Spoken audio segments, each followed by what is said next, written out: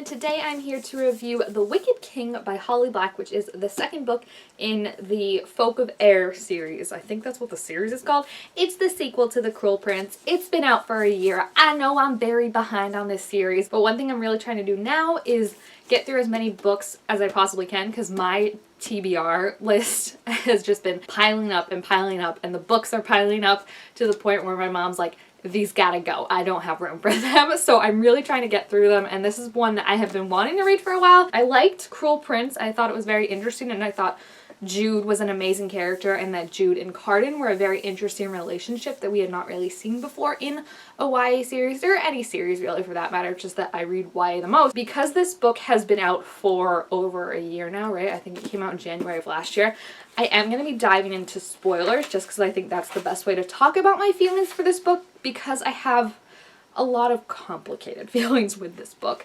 Now, I think partly it's just the timing I read it. I think that I was super into this series for a while when the first book came out, and I'm just not as much anymore, and I think that's why it took me so long to read it. And I mean, I'm definitely looking forward to reading the next one, but I think this one for me was just kind of a disappointment. I think what I didn't like about this book is kind of what a lot of people like about the book, so that's why it's hard to say, because I feel like it is what I would have liked about, you know, this book had I read it probably right after Cruel Prince, but I'm just kind of not as into it anymore for some reason. I don't know why. It's just one of those, you know, when you have those things where like you're really into them, put them down, you don't read it for like a year, and then you come back and you're like, it's not. I did want to go back and read Cruel Prince first, but my friend's borrowing that right now, and you know, we can't go out and actually like interact at all, so I couldn't get it back from her. So I just read it into Wicked King. I remember pretty much a lot of what happens in Cruel Prince. I just kind of wanted to read it just to get back in that mindset of everything. But yeah, I think a lot of the twists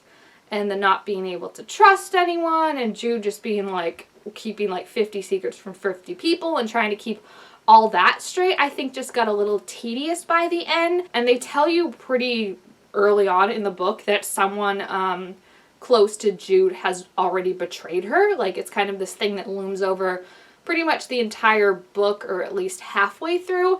And I almost wish they hadn't done that, because I think it made the reveal of who it was to be less shocking. Like, it was still shocking at who it was, but it was also like you were kind of expecting it, so you were looking at everyone aside from like the usual suspects. Like, you knew it wasn't going to be Matic, you knew it wasn't going to be Cardan, because they were like ones that obviously would betray her, so like you're like, okay, it can't be them. Whereas if they hadn't said that, I think it would have been more interesting, because you would have been in Jude's mindset of like, these are the only people that I trust, like these 4 people are the only people in the whole entire world that I trust completely. And then to find out after and kind of have her rework her frame of mind in that, like, I need to think of like who I can trust, instead of being like, okay, I know I can't trust someone, I don't know who it is though, and I'm just gonna wait for it to happen. Like, that was kind of more just like you were always on edge in a way, whereas I think it would have been a nicer kind of twist if you had been lulled into this sense of security along with Jude, since it is from her point of view of being like, okay, like, I trust these people wholly, and then realizing she could have had a moment of being like, I'm not going to trust anyone, like, I gotta do this on my own, blah, blah, blah. I think that would have been a lot more entertaining and interesting. I also have issues with when she got captured by the Sea Queen, whatever you want to call her. I just think that whole sequence was rather, again, tedious. I feel like Jude really wasn't allowed to do anything, and I would have liked if we saw some more of her mental strength in that scene in period of time, because it was long. It was like a month and a half, I think, she was trapped down there, and I really feel like the only thing that was able to save her in a way was that she couldn't be glamored,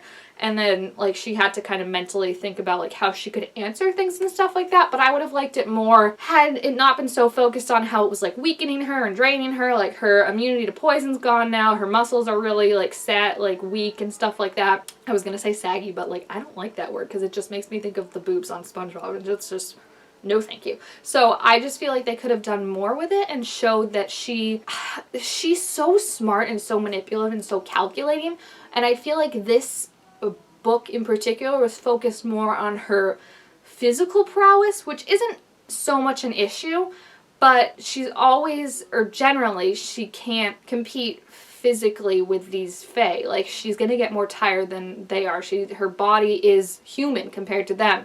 And, like, she can beat them, definitely, as we saw with the fight with Carden's brother, whose name I can't pronounce. But I just feel like her mental game is really her, like, the best asset she has. And I would have liked to see that utilized a bit more throughout the whole book. I feel like she kind of lost it when she went into the sea, and then it never really came back so much. So I feel like that was frustrating. And then also my biggest issue, I think, is that there was this throughout the whole book, we're leading up to this war with the sea. That's like what the main thing is, what everyone's trying to plot against and figure out how we can avoid this, how we can win if we do go. Like, it just seems inevitable. It seems like there's nothing we can do to avoid this, and they really completely emphasize, like, multiple characters emphasize how bad this is going to be and how it's kind of like inevitable, like this is going to happen. And they try and figure out solutions, but nothing ever really is like a full-on solution that like someone says. Like, it's more just like we're trying to think of something we can do, and you kind of get the sense that like, okay, like this is what like is leading into the third book. This is what's gonna tie it in, is that the third book is gonna be all about this war and them winning and stuff like that. And then within like the last, I would say 2 pages, within 2 pages, it's the last chapter, but within 2 pages, it's all solved and done. Like, it's just like all of a sudden Carden, who literally 24 hours before was saying that like was poisoned and couldn't save himself by drawing off like the strength of the land like the High King is supposed to, because he doesn't see himself as the true High King. He sees Jude as the real ruler. Like, that was less than 12 hours. That was the night before. All of a sudden now has this ability to full on like control the land, like has gone full on like I see everything, blah blah, and it just felt so unrealistic. Like, had he been poisoned earlier, and then like maybe when like before Jude got kidnapped and taken under the sea, and then like maybe when she was under the sea he did all this research, he started learning, because he had mentioned that he did some research about the wars previously. Like, if we had been told that maybe that's when he started doing research about how like previous kings can control the land, and like learning about the history and the connection between kings and the land, and start to like really feel like his connection to the land, I would have bought that so much more than what really happened, because it was kind of like, what changed? Like, I almost feel like it's more believable to think Carden was lying and pretending like that he was not lying, like he was definitely poisoned, but like making it so he acted like he couldn't heal himself, knowing that Jude would then get the antidote, rather than thinking that like somehow 12 hours before he wasn't able to heal himself from this, and then literally like the next morning he's able to control and make an island pop up out of the sea. It just felt very much like one of those, you know, you get those in superhero movies sometimes, and a lot of times it happens on like Vampire Diaries or like shows with supernatural things, where it's just like you have this big problem that like everyone's trying to figure out, everyone's like, oh my gosh, what are we gonna do? And then all of a sudden this like one person that just has like this immense power just comes in and solves it. You know, it felt like that, where it was kind of like cheapened. It was like, okay, wait, so like this war that you've been preparing me for and like teaching me about all these characters, like, that's not gonna happen now. Like, it's just done with one thing that Carden did. Like, what was the previous 300 pages about then? Like, why was I invested in this if nothing's gonna happen from that? So I feel like that was more my frustration, that like throughout the book it wasn't super entertaining a lot of parts, because it was a lot of like building and plotting about like what we're gonna do about this potential war. But I could accept it, because I was like, okay, obviously all this is gonna pay off in the next book. Like, this is the kind of footing to leap off of it. But then no, like, this war is just over. I'm sure she's gonna come back because she's such like a powerful villain that I don't think we'll be done with her entirely then. But just, yeah, I feel like Carden, I don't know, maybe it's because it's from Jude's point of view, so we were seeing what Jude wanted to see, but it just felt like his character did a 180 all of a sudden. And I honestly, like, we know he's manipulative, but I don't think he would be able to hide that as much from Jude. And then their relationship too was very interesting, because I feel like it wasn't enough. It wasn't enough. It wasn't all that I want. Like, I wanted to see more of them talking and respecting each other and learning more about each other. And we got moments like that, but there was still this very much like, I don't trust you, you don't trust me kind of thing. And I feel like they have to get over that eventually if like they're going to proceed and stuff like that. So now that she's been exiled by Carden, it's going to be very interesting to see what happens. I've heard the third book is pretty different from this. It seems like people who love this book don't like the third one.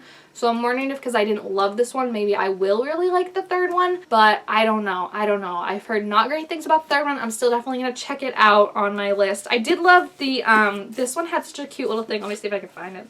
Yeah, right here. I loved the little dragonflies they did for like the page breaks. I thought those were really, really cute. Yeah, I had the same issues I think that I had with the first book. Taryn was really annoying and obviously betrayed us, and I was like, why do we trust this biatch? Like, I get she's your sister, but she's betrayed us 5 ways to Sunday, and if it was anyone else, you would have cut them out of your life by now. So it was frustrating, I think, was my main thing. Like, I wanted more out of it, and it was just a lot of back and forth that suddenly got solved so easily and so quickly that you were just like, okay, what was my investment in the previous 300 pages if this is just what happened? So, I mean, I did give it 4 out of 5 stars, so, like, I don't want to completely trash it. It's just I think my expectations compared to what it was were not up to par. So if you have read this book, please feel free to leave your thoughts about it down below in the comments. Also, let me know what you think of the third book without spoiling, obviously, but just like if you think it was better than this one or if you really like this one and didn't like the next one, let me know because I'm definitely going to pick that one up soon. Yeah, so just overall disappointing, but I think it's also just like I was kind of not as into this series as I used to be. So yeah, thank you guys all so much for watching. Make sure to give this video a thumbs up if you enjoyed it, and also subscribe to my channel down below to be told to make all sorts of new videos, and I will see you guys next time. Bye!